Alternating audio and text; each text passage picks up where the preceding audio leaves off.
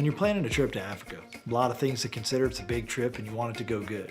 First thing, outfitter, PH, who are you gonna hunt with? Extremely important. There's tons of options in Africa.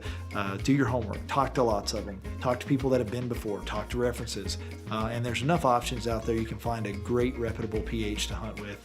Just make sure you do your homework on it. Rifles. I would take two.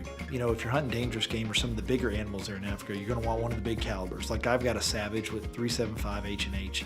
And then for plains game and some of the smaller animals, you might want some smaller calibers. You don't need that big gun to do that. Plus those bigger guns aren't necessarily the flattest shooters in some of that open country. You're gonna want a gun that'll shoot flat. So think about that when you're planning what rifle you're gonna take.